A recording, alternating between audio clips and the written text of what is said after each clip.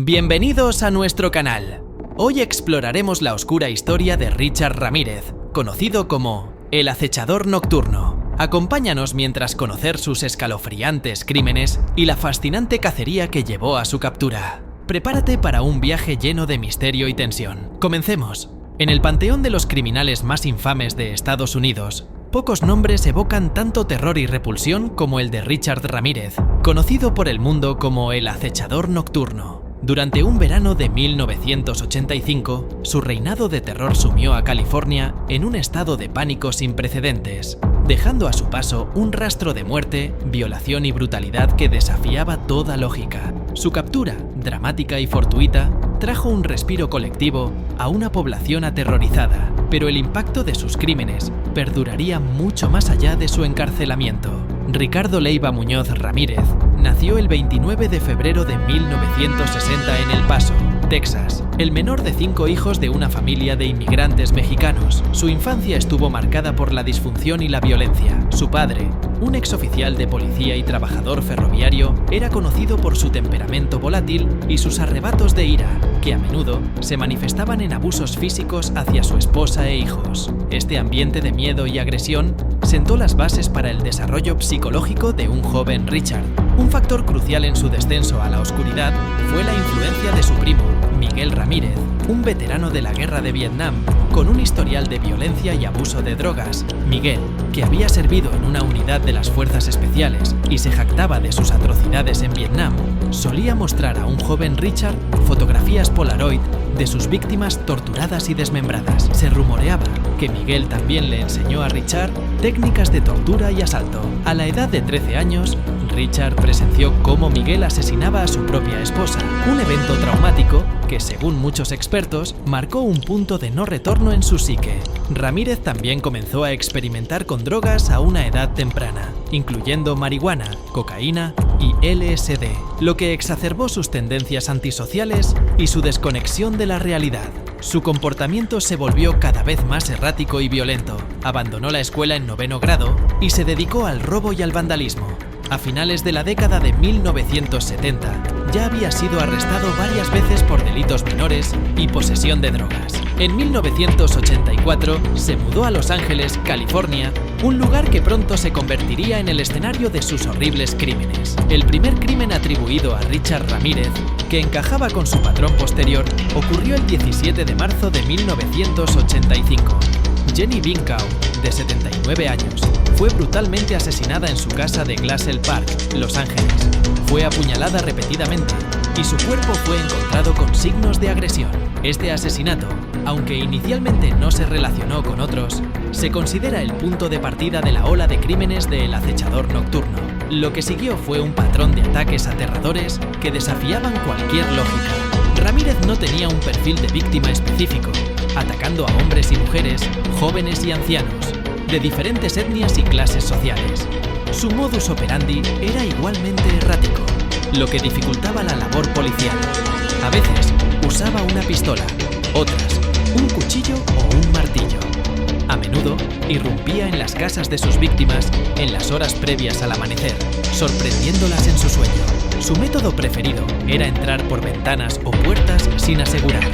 Una vez dentro, desataba una violencia inimaginable, que incluía disparos, apuñalamientos, golpes, violación y, en algunos casos, mutilación. Los robos eran un componente de sus crímenes, pero no la motivación principal. Ramírez no buscaba grandes sumas de dinero o joyas costosas. Su objetivo principal parecía ser el poder, la dominación y la satisfacción de sus impulsos sádicos. A menudo, dejaba símbolos satánicos en las escenas del crimen o en los cuerpos de sus víctimas, como pentagramas invertidos o cruces, lo que llevó a la creencia de que sus crímenes tenían una motivación demoníaca o ritualista. Estos símbolos aterrorizaron aún más a la población, ya que sugerían una mente retorcida y profundamente perturbada. El verano de 1985 fue el período de mayor actividad de Ramírez y el punto álgido del pánico público. Los ataques se extendieron desde Los Ángeles hasta el condado de Orange y el Valle de San Gabriel, sembrando el terror en comunidades que se creían seguras. Las noticias sobre los crímenes del acechador nocturno dominaban los titulares y la gente vivía con miedo constante. Las tiendas se quedaron sin cierres de ventanas y puertas, y la venta de armas de fuego se disparó. La gente dormía con luces encendidas, guardias contratados o armas bajo sus almohadas. Los ciudadanos crearon patrullas vecinales y el miedo era tan palpable que transformó la vida cotidiana. Algunos de los crímenes más notorios de este periodo incluyen el ataque a los Weed, 14 de mayo de 1985. Bill y Lely Weed fueron atacados en su casa de Arcadia. Bill fue asesinado a tiros y Lely fue violada y golpeada. El asesinato de Maxon y Lila Nading, 2 de julio de 1985. La pareja de jubilados fue brutalmente golpeada y asesinada en su casa de Glendale. Lila fue violada antes de ser asesinada. El ataque a Joyce Nelson, 5 de julio de 1985. Joyce Nelson fue encontrada muerta en su casa de Monterey Park, golpeada y estrangulada. El asesinato de Whitney y Virginia Gonsalves, 20 de julio de 1985. La pareja fue asesinada a tiros en su casa de Northridge. Sus hijos fueron atados, pero lograron sobrevivir. En esta escena del crimen, Ramírez dejó un pentagrama dibujado con lápiz labial. El ataque a Sakina y Chainaron Covenant, 20 de agosto de 1985. La pareja fue brutalmente agredida en su casa de Diamond Bar. Chainaron fue disparado y Sakina fue violada. Milagrosamente, ambos sobrevivieron y pudieron proporcionar descripciones valiosas. Antes de continuar con la historia de Richard Ramírez, si te está gustando este vídeo, no olvides darle un like y compartirlo. Tu apoyo nos ayuda a seguir creando contenido interesante. Ahora, sigamos conociendo los misterios de El acechador nocturno. La policía estaba bajo una presión inmensa. Múltiples agencias, incluidas el Departamento de Policía de Los Ángeles, LAPD, y la Oficina del Sheriff del Condado de Los Ángeles, LASD, trabajaban incansablemente para identificar al asesino. Sin embargo, la falta de un patrón claro y el modus operandi cambiante de Ramírez dificultaban la investigación. Los detectives, liderados por figuras como Gil Carrillo del LASD y Frank Salerno del LASD, conocido por su trabajo en el caso del asesino de la autopista, seguían pistas, interrogaban a sospechosos y analizaban cada detalle de las escenas del crimen. La presión mediática y pública era abrumadora. A pesar de la aleatoriedad de los ataques, los investigadores comenzaron a construir un perfil del asesino, basándose en las descripciones de los sobrevivientes y en la evidencia forense. Varios sobrevivientes describieron a un hombre alto y delgado, con cabello largo y oscuro, una tez aceitunada y, en algunos casos, una sonrisa aterradora. La evidencia de huellas dactilares y de calzado se convirtió en una pista crucial. El gran avance llegó a finales de agosto de 1985. El 24 de agosto, Ramírez llevó a cabo su último ataque conocido en Mission Viejo, en el condado de Orange, intentando robar un coche. La víctima logró escapar y llamar a la policía, que encontró el vehículo de Ramírez abandonado. Dentro del coche, los investigadores descubrieron huellas dactilares que resultaron ser un 100% de coincidencia con las huellas encontradas en una escena de robo anterior en San Francisco, donde se había robado un coche. Las huellas dactilares fueron rápidamente introducidas en el sistema de identificación automatizado. Para el asombro de los investigadores, el sistema arrojó un nombre: Richard Leiva Muñoz Ramírez. Su historial de arrestos por delitos menores en Texas y California había creado un registro de sus huellas dactilares, que ahora se convirtió en la clave para su identificación. La fotografía de Ramírez fue difundida a los medios de comunicación y a la policía en todo el estado. La noticia de que se había identificado al acechador nocturno provocó una mezcla de alivio y una urgencia renovada para capturarlo. La fotografía de Richard Ramírez fue publicada en todos los periódicos y transmitida en las noticias de televisión el 30 de agosto de 1985. Al día siguiente, 31 de agosto, Ramírez se encontraba en el este de Los Ángeles, un barrio predominantemente hispano, sin ser consciente de que su rostro era ya un símbolo de terror y que una cacería humana masiva estaba en marcha. Esa mañana, Ramírez intentó abordar un autobús después de un intento fallido de robo de coche. Un grupo de residentes locales, que había visto su foto en las noticias, lo reconoció. Un grito de «Ese es el acechador nocturno» resonó por la calle. Ramírez, al darse cuenta de que había sido descubierto, intentó huir. Lo que siguió fue una persecución caótica y dramática.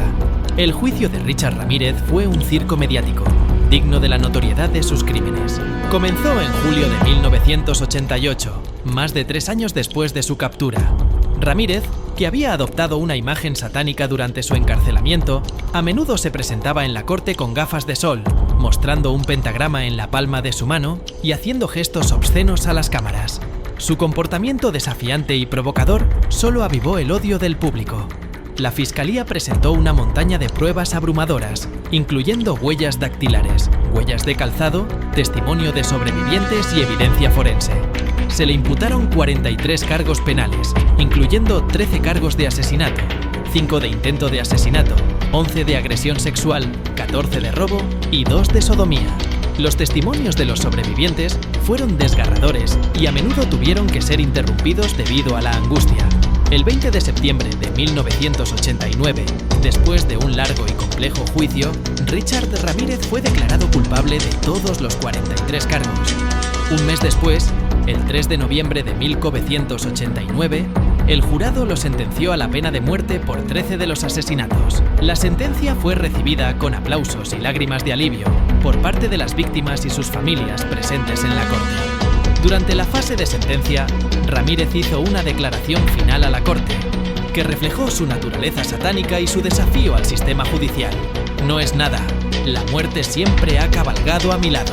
La muerte es lo que te espera a todos. Te veré en Disneyland. Su insolencia final solo sirvió para cimentar su imagen como un monstruo sin remordimientos. Richard Ramírez pasó el resto de su vida en el corredor de la muerte de la prisión estatal de San Quentin en California. Sus apelaciones fueron rechazadas repetidamente y su condena y sentencia fueron confirmadas en numerosas ocasiones. Durante su tiempo en prisión, mantuvo contacto con admiradoras y se casó con Doreen Lioy, una editora de revistas, en 1996, aunque luego se divorciarían. El 7 de junio de 2013, Richard Ramírez murió en el Hospital General de Marín, cerca de la prisión de San Quentin, a la edad de 53 años, debido a complicaciones derivadas de un linfoma de células B. Aunque su muerte fue por causas naturales para muchos, fue un final bienvenido para uno de los asesinos en serie más aterradores de la historia de Estados Unidos. La justicia, aunque lenta, finalmente se había servido, liberando al mundo de la presencia de un hombre que había sembrado tanto miedo y dolor. Si te ha gustado la historia de Richard Ramírez y sus escalofriantes crímenes, no olvides darle like, suscribirte y activar la campanita para no perderte nuestros próximos videos. Comparte tus pensamientos en los comentarios y cuéntanos qué tema te gustaría que exploráramos a continuación. Gracias por acompañarnos.